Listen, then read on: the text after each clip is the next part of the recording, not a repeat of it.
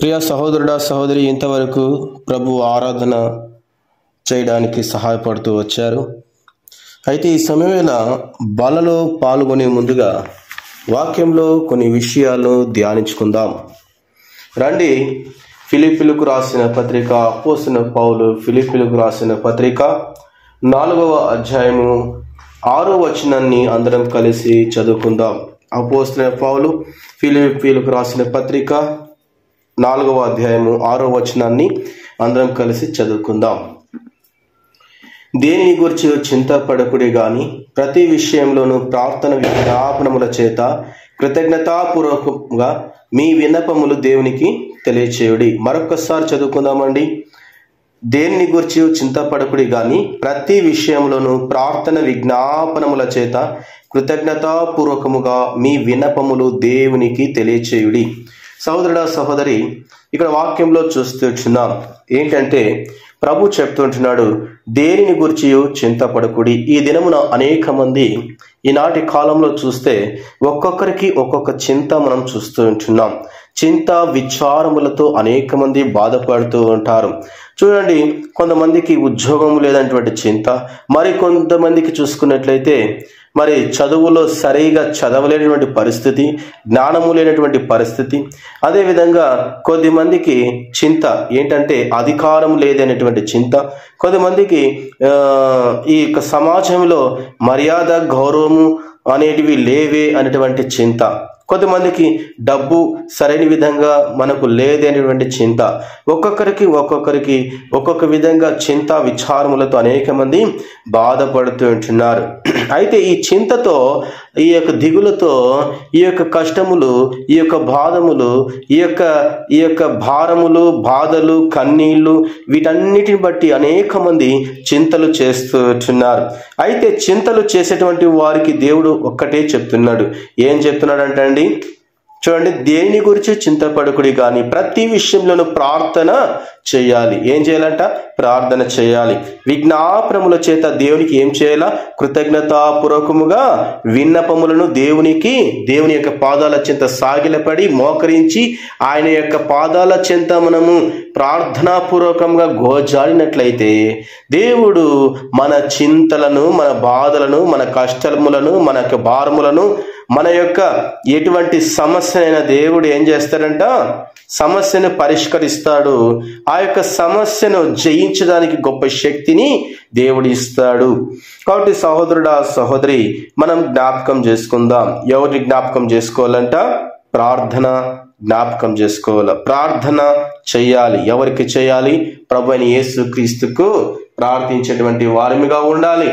అది నష్టం వచ్చినా, మరి ఆ యొక్క నష్టం నుండి దేవుడు జయమునిచ్చిన, కష్టం వచ్చినా, బాధ వచ్చినా, ఒకవేళ ఐశ్వర్యం ఇచ్చినా, ఐశ్వర్యం ఇవ్వకపోయినా, అన్నిట్లోనూ దేవునికి ఏం చేయాలంట?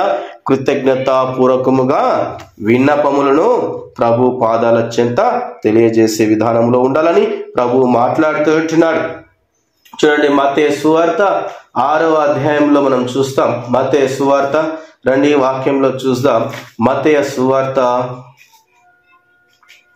6వ అధ్యాయం, మత్తయి సువార్త 6వ అధ్యాయం 25వ వచనాన్ని మనం చూసుకున్నట్లయితే, అందువలన నేను మీతో చెప్పునదేమనగా, ఏమి తిందుమో ఏమి త్రాగుదుమో అని మీ ప్రాణమును గూర్చి అయినను, ఏమి ధరించుకుందుమో అని మీ దేహమును గూర్చి అయినను చింతింపకుడి. ఆహారము కంటే ప్రాణమును, వస్త్రము కంటే దేహమును గొప్పవి కావా అంటున్నాడు దేవుడు. కాబట్టి దేవుడు నన్ను సృష్టించి పెట్టినాడు ఈ భూమి మీద. జగత్తు పునాది వేయబడక మునిపే ప్రేమ చేత యేసుక్రీస్తు ప్రభు నన్ను ఏర్పరచుకొని ఉంటున్నాడు. అటువంటి దేవుని యొక్క మరి సమాధానమును, శాంతిని పొందుకోవాలంటే ఏం చేయకూడదు అంటున్నాడు ప్రభు అంటే, చింతించవద్దు అని చెప్తూ ఉంటున్నాడు. దేని విషయమే చింతించకూడదంటే, ఏమి తిందుమో, ఈ దినమున ఏమి తిందుమో, ఏమి త్రాగుదుమో అని మీ ప్రాణముల గురించి చింత చేయడం ఎందుకు? నాకు తెలియదా మీకు ఏమి ఇవ్వాలని దేవుడు ప్రశ్నిస్తూ ఉంటున్నాడు. దేవునికి తెలుసు ఎవరికి ఏమి ఇవ్వాలని.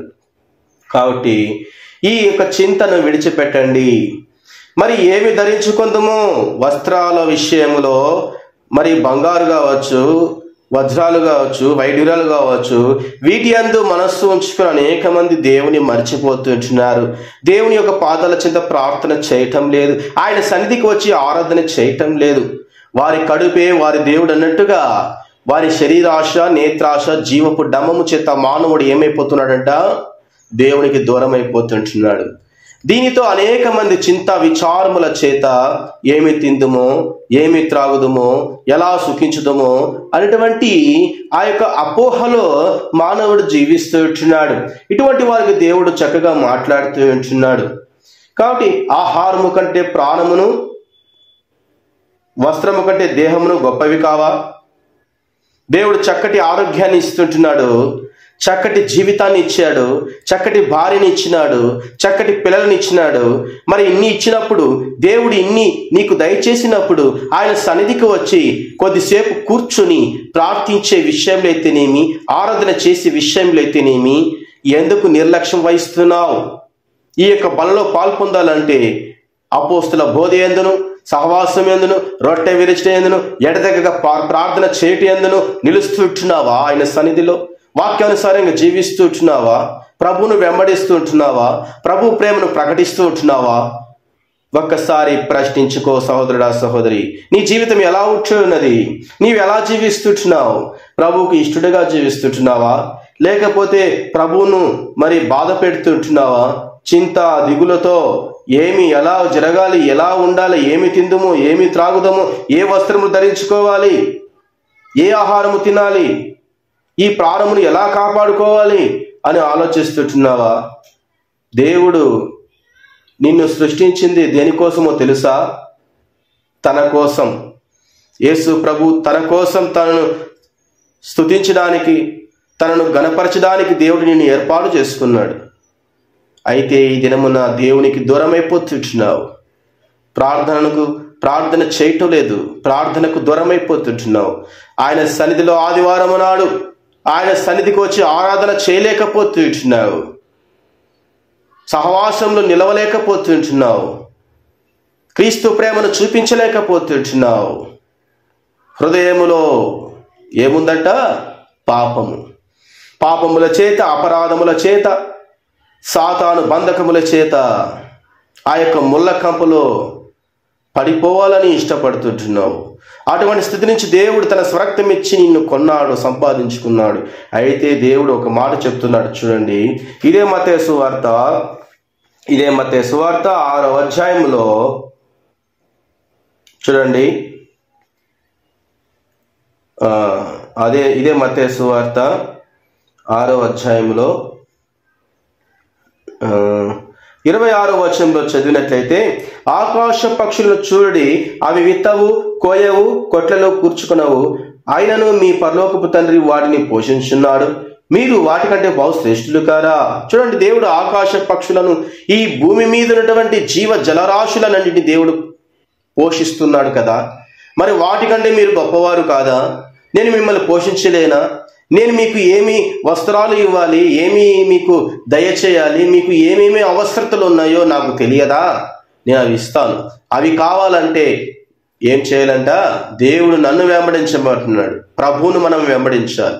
ఆయన వెంబడిస్తే, ఆయన సన్నిధిని వెంబడిస్తే, ఆయనను ప్రేమిస్తే, ఆయన సత్య సువార్తను, సిలువ సువార్తను, ఆయన యొక్క మరణమును ప్రచురిస్తే దేవుడు ఏం చేస్తాడంట?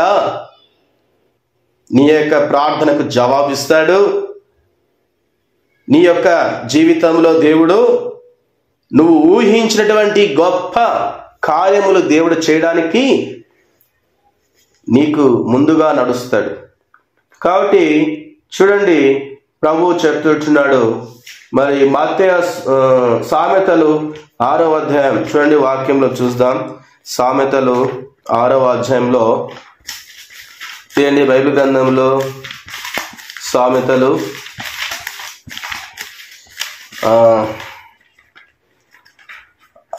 6వ అధ్యాయము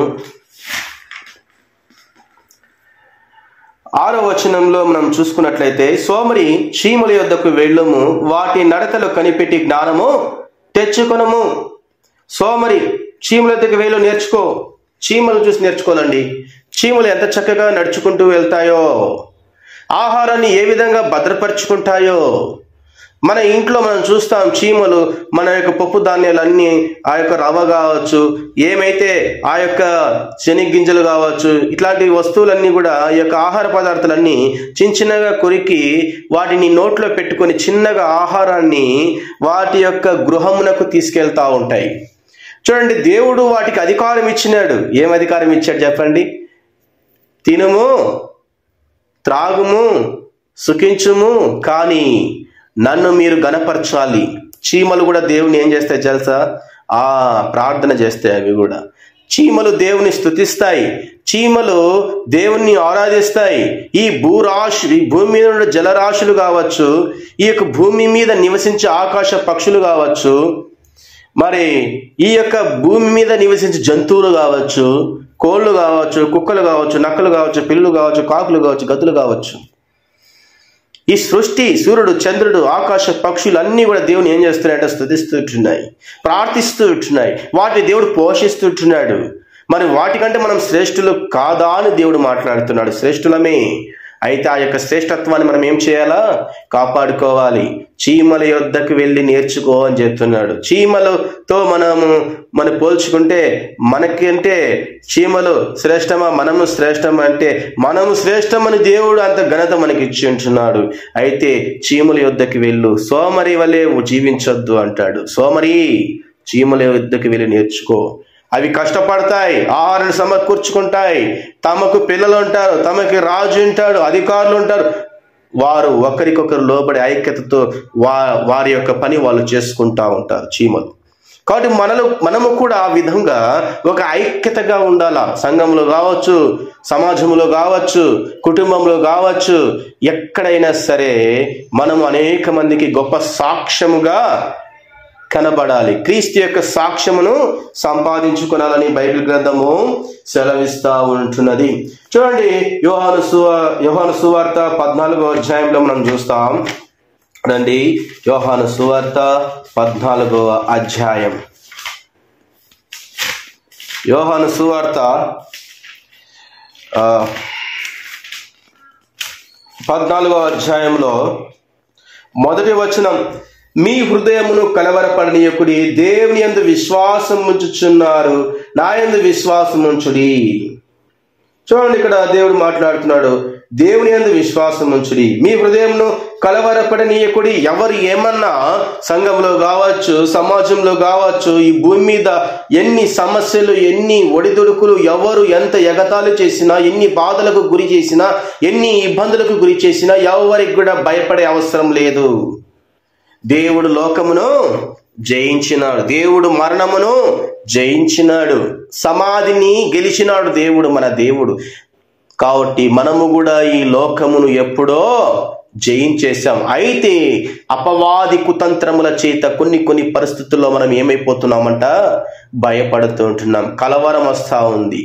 ఒకవేళ కలవరం వస్తే ఏం చేయాలా? మోకాళ్ళని ప్రార్థన చేయాలా? దేవా, నాకు ఈ కలవరం వచ్చింది, నేను ఎలా దీన్ని ఎదుర్కోవాలి అని ప్రార్థన చేసినట్లయితే దేవుడు ఇంత స్పష్టంగా మాట్లాడతాడు. మాట్లాడే దేవుడు, ఆదరించే దేవుడు, గొప్ప దేవుడు, బలమైన దేవుడు, ధైర్యము కలిగిన దేవుడు, సింహము వంటి దేవుడు మన దేవుడు, నీతి గల దేవుడు, యథార్థము కలిగిన దేవుడు, పరిశుద్ధుడు. కాబట్టి ప్రియ సహోదరుడ, సహోదరి, మనం ఇంత గొప్ప దేవుణ్ణి ఆరాధిస్తుంటున్నాం. దేవుడు మన పట్ల ఎంతో ప్రేమ చూపిస్తున్నాడు ఈ సమయం వేళ. అటువంటి ప్రేమను మనం వర్ణిస్తామా? వివరిస్తామా? వివరించలేము ఆయన ప్రేమను. కాబట్టి విశ్వాసం ఉంచడి. ఎవరిపైన విశ్వాసం ఉంచాలా? దేవుని పైన విశ్వాసం ఉంచాలి. రండి చూద్దాం. 1 పేతురు 5వ అధ్యాయము వాక్యంలో చూద్దాం. పేతురు రాసిన మొదటి పత్రిక 5వ అధ్యాయము 7వ వచనం చదువుకుందాం. ఆయన మిమ్మల్ని గురించి చింతించుచున్నాడు గనుక మీ చింత యావత్తు ఆయన మీద వేయుడి. చూడండి, ప్రభు మన పైన ఏం చేస్తున్నాడంట? మనల్ని గురించి దేవుడు చింతిస్తూ ఉన్నాడు. ఎందుకు చింత చేస్తాడు చెప్పండి? అయ్యో నా బిడ్డ నాకు దూరం అయిపోతున్నాడే, నా మాట వినడం లేదే, నా సన్నిధికి రావటం లేదే, సంఘ ప్రార్థనకు రావడం లేదే, కుటుంబ ప్రార్థన చేయటం లేదే, నేను చక్కటి పిల్లల్ని ఇచ్చాను, చక్కటి భార్యని ఇచ్చినాను, మరి భార్య పిల్లలతో మరి నీవు మరి యజమానుడిగా ఉండి కుటుంబాన్ని నా యొక్క భయభక్తులలో, నా యొక్క సన్నిధిలో కుటుంబాన్ని నడిపించడానికి నీవు యోగ్యుడిగా నడవలేకపోతున్నావే అని దేవుడు బాధపడుతుంటున్నాడు, చింతిస్తుంటున్నాడు. ఆదివారం నాడు సన్నిధికి వస్తున్నావు పోతున్నావు కానీ నీ నోటితో పూర్ణ హృదయముతో, పూర్ణ ఆత్మతో, జీవముతో ఆరాధన చేయలేకపోతున్నావే. నోరు ఉండి మౌనముగా ఉండి వెళ్ళిపోతున్నావే. దేవుడు చక్కటి నోరిచ్చినాడు, గట్టి స్వరం ఇచ్చినాడు. ఆ యొక్క నోటితో ఆరాధన చేయడానికి, పెదవులతో ఆరాధన చేయటానికి మనసు రావడం లేదా? వస్తున్నావు పోతున్నావు ఆదివారం నాడు ఎన్నో ఆదివారాలు వెళ్తున్నాయి, దినములు గడిచిపోతుంటున్నాయి, దేవుని సన్నిధికి వస్తున్నావు వెళ్తున్నావు కానీ ఆరాధన చేయడం లేదే. దేవుని సన్నిధికి వస్తున్నావు వెళ్తున్నావు కానీ వాక్యము వినడం లేదే. దేవునికి సన్నిధికి వస్తున్నావు పోతున్నావు కానీ సహవాసములో ఐక్యతగా లేవే. సంఘ ప్రార్థనకు వస్తున్నావు పోతున్నావు కానీ ప్రార్థన చేయటం లేదే. బైబిల్ స్టడీకి వస్తున్నావు కానీ వాక్య ధ్యానము చేయటం లేదే. ఉపవాస ప్రార్థనకు వస్తున్నావు కానీ ఉపవాస ప్రార్థనలో పాలు పొందు అయ్యే విషయములో ప్రార్థన కూడా చేయటం లేదే. ఇలా వారాలు పోతున్నాయి, దినములు గడిచిపోతున్నాయి. దేవుడు సమయం ఇస్తున్నాడు, ఇప్పుడైనా మారుతావేమో అని. ఒకవేళ మారకపోతే అపవాది గర్జించు సింహం వలె ఎప్పుడు మృంగుదనా అని కాచుకుని ఉన్నాడు. అపవాది చేతిలో పడిపోతే అగ్ని ఆరదు, పురుగు చావదు, గప్పున రగులు చుండును, అటువంటి అగ్నిలో పడవేయబడతాం. అయితే దేవా ప్రభువా, ఇక నుంచి నేను ఆరాధన చేస్తాను, కుటుంబ ప్రార్థన చేస్తాను, వ్యక్తిగతమైన ప్రార్థన చేసుకుంటాను, సంఘానికి వస్తాను, నీ యొక్క వారక్రమాలకు వస్తాను, నేను అందరితో ఐక్యతగా ఉంటాను, నీ యొక్క ప్రేమను అనేక మందికి అన్యజనులకు చాటిస్తాను, సువార్త ప్రకటిస్తాను అనే తీర్మానముతో ముందుకు సాగిపోదామని నీ యొక్క హృదయ ఆలోచనలు దేవుని వైపు తిప్పుకుంటావా? ఈ దినమున తిప్పుకుంటే నీవు ధన్యుడిగా ఎంచబడతావు. లేదు, నేను తిప్పుకొని ఇలాగే ఉంటాను, నేను సోమరిగా ఉంటాను, నేను చీమల్ని కూడా చూసి నేర్చుకోను, నేను ఆకాశ పక్షుల్ని కూడా చూసి నేర్చుకోను, నేను ఇలాగే ఉంటాను అంటే సహోదరుడా సహోదరి, నష్టం. ఒక దినమున తీర్పు ఉన్నది. లెక్క చెప్పవలసిన దినములో అతి సమీపముగా ఉంటున్నాయి. కాబట్టి సహోదరుడా సహోదరి, మనం ఎలా ఉంటున్నాం? దేవుడు నీ కొరకు చింత చేస్తున్నాడు. కాబట్టి నీ చింత యావత్తు నా మీద వేయి, నేనున్నాను, ధైర్యముతో ముందుకు సాగిపో.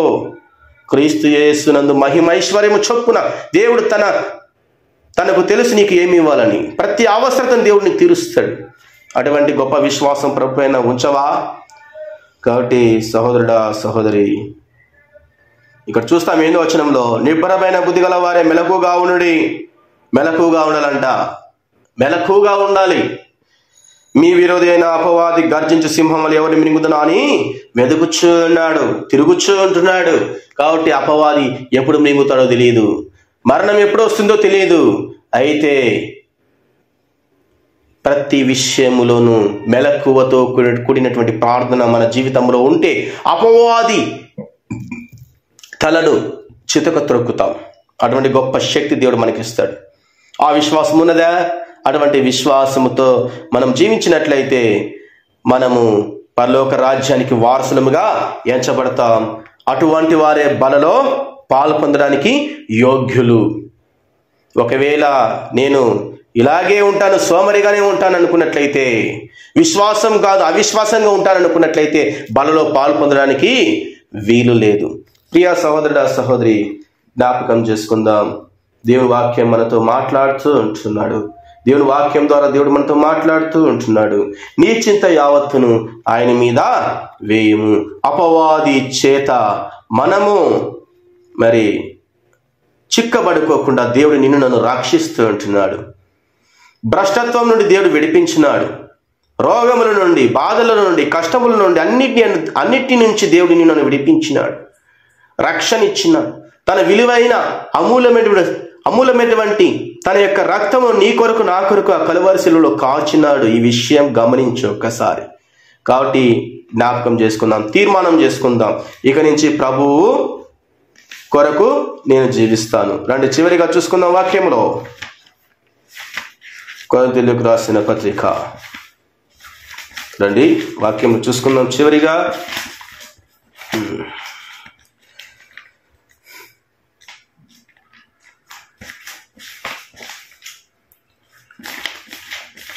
కొరింథీయులకు రాసిన పత్రిక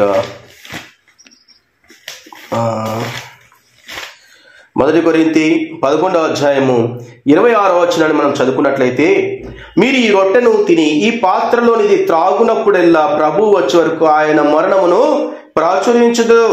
సహోదరుడా సహోదరి, ఈ రొట్టెను తీసుకొని చుట్టున్నావు, ఈ పాత్రలోనిది త్రాగడానికి ఇష్టపడుతున్నావు, మరి ఈ రొట్టెను తినడానికి ఇష్టపడుతున్నావు. రొట్టె దేనికి సాదృశ్యము? ఆయన శరీరమునకు సాదృశ్యముగా ఉంటున్నది. మరి రక్తము ద్రాక్ష రసానికి సాదృశ్యం. కాబట్టి ఈ రొట్టెను, ఈ ద్రాక్ష రసమును తీసుకున్నటువంటి వారు ఏం చేయాలంట? త్రాగేటువంటి వారు ఏం చేయాలంట? ఆయన రక్తమును గురించి, ఆయన శరీరమును గురించి ప్రచురించాలి. యేసు శిలువను గురించి మనము సువార్త ప్రకటించేటువంటి వారేమిగా ఉండాలి. అటువంటి తీర్మానం చేసుకుని ఉన్నట్లయితేని ఈ యొక్క బలలో పాలు పొందుదాం. ఒకవేళ అటువంటి తీర్మానం లేదనుకుంటే ఈ యొక్క బలలో పాలు పొందడానికి వీలు లేదని ప్రభువైన యేసుక్రీస్తు ప్రభు వారు సెలవిస్తూ ఉంటున్నారు. కాబట్టి తీర్మానం చేసుకుందాం, యోగ్యముగా బలలో పాలు పొందడానికి ముందుకు సాగిపోదాం. దేవుడిచ్చిన వాక్య భావం దీవించి ఆశీర్వదించును గాక.